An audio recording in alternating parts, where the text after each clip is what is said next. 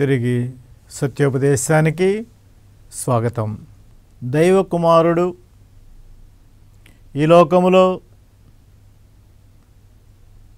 జన్మించుటలోని పరమార్థాన్ని మనం పరిశీలిస్తున్నాం. యేసు ప్రభు ఈ లోకములో మనకు తండ్రిని పరిచయం చేసి మనలను ఆ దేవునికి దత్తబిడ్డలుగా చేశారని మనం వింటూ ఉన్నాం. దైవకుమారుడు ఈ లోకములో జన్మించుటకు మరొక ముఖ్య కారణము మనలను దేవుని బిడ్డలుగా చేసి ఆ దేవుని బిడ్డలు ఈ లోకములో ఎలా జీవించాలో జీవించి చూపించుటకు ఆయన వచ్చి ఉన్నాడని మనం గ్రహించాలి. అనగా మనలను పాపము నుండి రక్షించి దేవుని బిడ్డలుగా చేశారు. మరి దేవుని బిడ్డలుగా చేయబడినటువంటి జనము ప్రజలు మరి ఆ దేవుని బిడ్డలుగా ఎలా జీవించాలి, ఎవరు మాదిరి, ఎవరు వీరికి మార్గదర్శి? కనుక దేవుని కుమారుడే స్వయంగా ఈ లోకములో దేవునికి ప్రియమైన బిడ్డగా జీవించి అందరూ తనను అనుసరించి ఆయన ఏ విధంగా దేవునికి ప్రీతిపాత్రమైనటువంటి బిడ్డగా జీవించాడో ఆయన విశ్వసించే వారందరూ కూడా అలాగే ఆయనను చూచి ఆయన వలె ఆయనను పోలి ఈ లోకంలో దేవుని బిడ్డలుగా జీవించవలసి ఉంది. అదే ప్రభు మనకు తెలియజేసే విషయము. నేను నా తండ్రి క్రియలు చేస్తున్నాను, నేను నా తండ్రి చెప్పింది చేస్తున్నాను, నేను నా తండ్రి నాకు చెప్పిన మాటలు మీకు చెప్తున్నాను. కాబట్టి మీరు నన్ను విశ్వసించినట్లయితే నేను చేయి పనులను చేయాలి. యోహాను సువార్త 14వ అధ్యాయము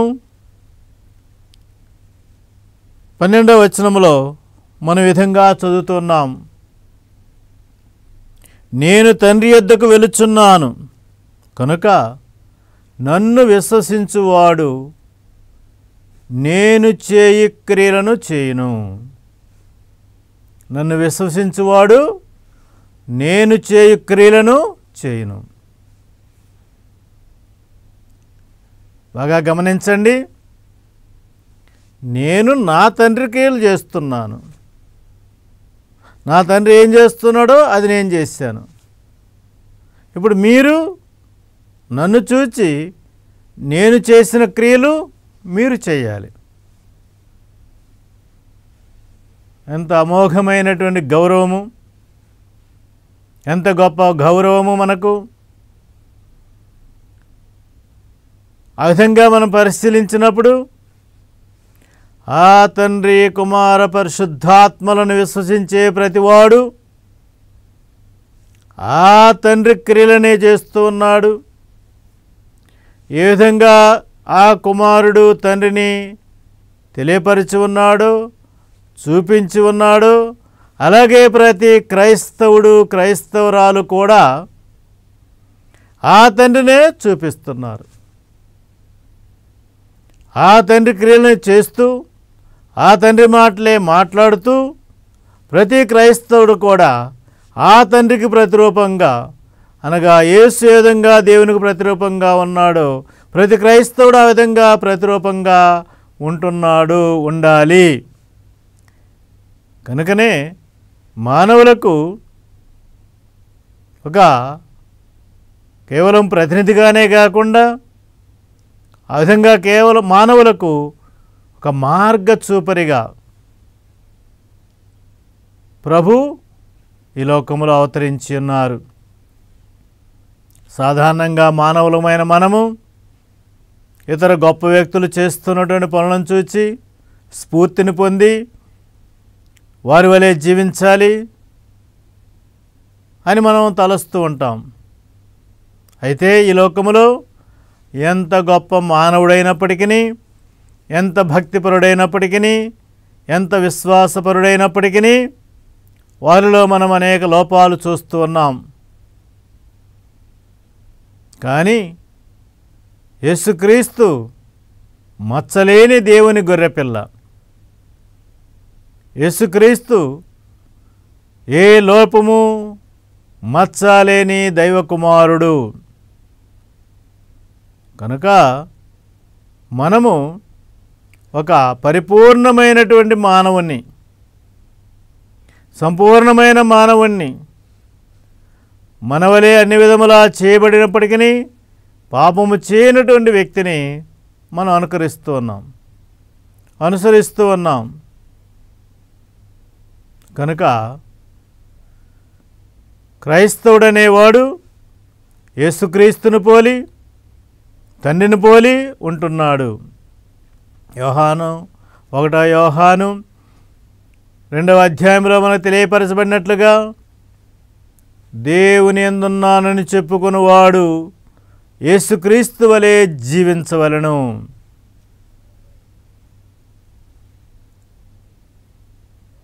కనుక మనము దేవుని తండ్రి అని విశ్వసించినట్లయితే, ఒప్పుకున్నట్లయితే, మరి ఆ తండ్రికి తగిన బిడ్డలుగా మనం కూడా జీవించాలి.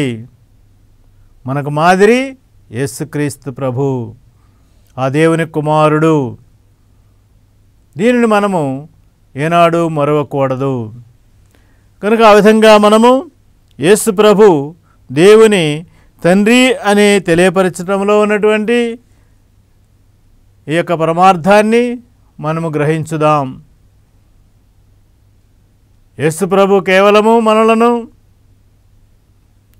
పాపములను రక్షించి వదిలివేయటానికి రాలేదు. చాలాసార్లు మనము ఎక్కువ మంది ఆలోచించుకునే విషయము, దేవుడు మనలను పాపం నుండి రక్షించారు, ఇక మనం పరలోకానికే వెళ్ళాలి.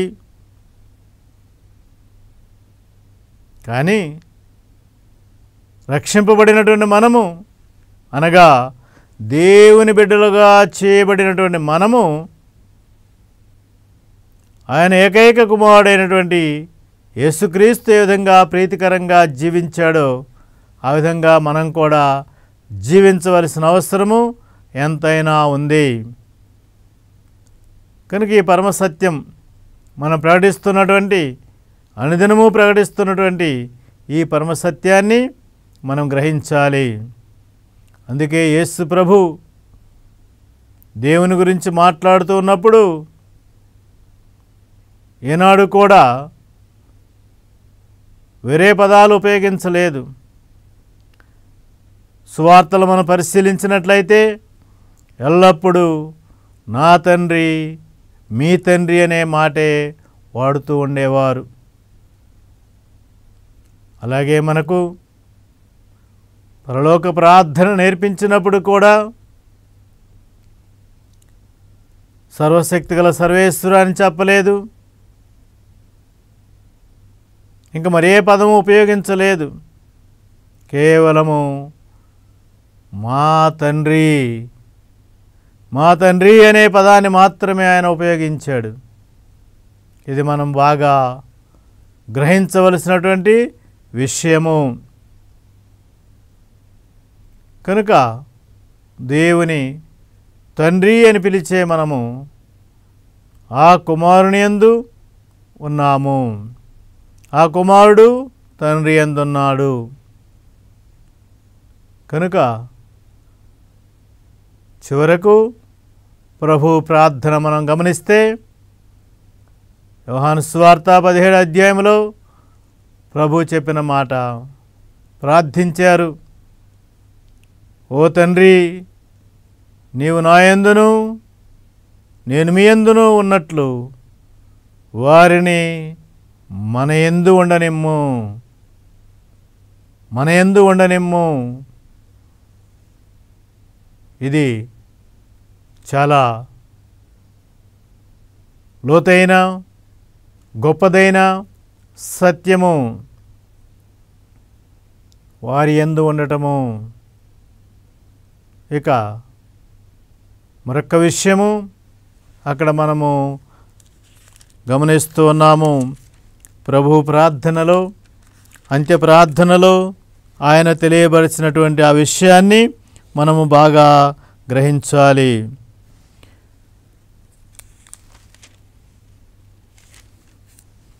యోహాను సువార్త